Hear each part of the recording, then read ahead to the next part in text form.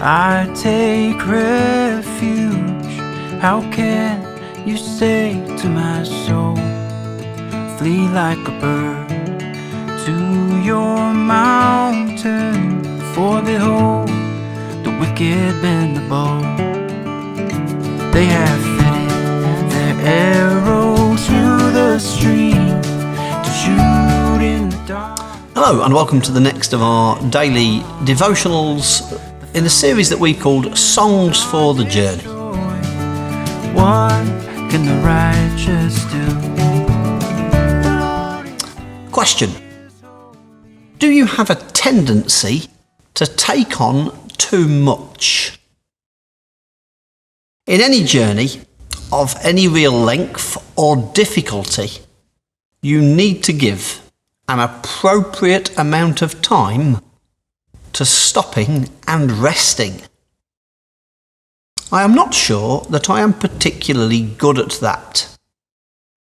Now, don't get me wrong, I like time off. Holidays can be fun. I enjoy sleeping. But I also think that I can be quite driven to performance and productivity, and I do enjoy my work. There's nothing wrong with that. But I am also naturally over-ambitious, and one of the consequences of that is that I could be prone to take on too many things, and some of the things that I have took on in the past have took longer and used more energy and resource than I thought they would. As well as this, in my younger days, I may have been more able to burn the candle at both ends and occasionally in the middle and get away with it, but I can't do it so much now. It is good to be committed to doing a good job with whatever tasks life presents us with, and even more so when we see that work as important and God-given. And apart from his courage and his incredible oratory and leadership gifts, the Reverend Martin Luther King Jr. was an incredibly hard worker. As well as the remarkable external pressures he faced, those that knew him best suspected that he was also very internally driven and had that workaholic tendency.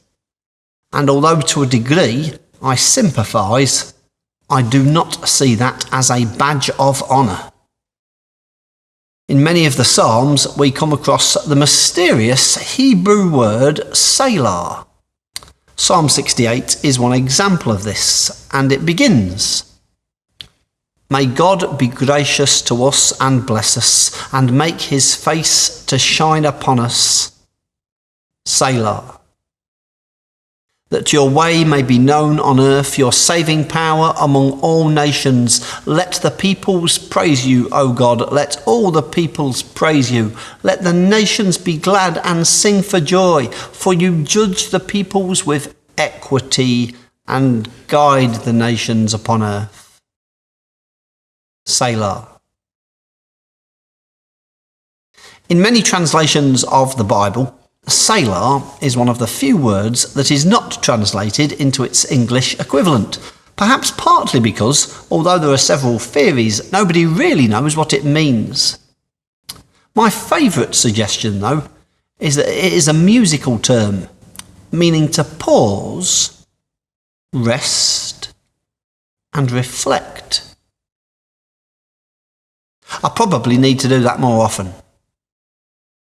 If we are not good at stopping and pausing ourselves every now and then in life, something may happen to enforce that.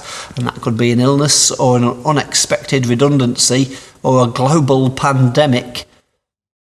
But however it comes about, chosen or otherwise, that opportunity to pause and rest and reflect can be deeply useful.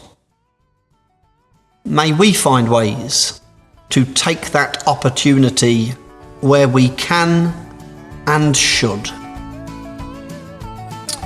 May God help us all. For the Lord is righteous. He loves righteous deeds. The upright shall behold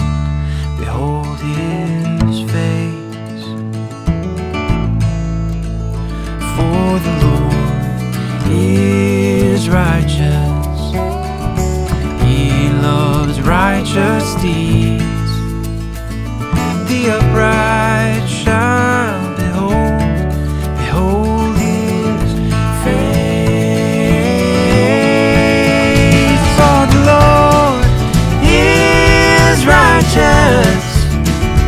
He loves righteous deeds.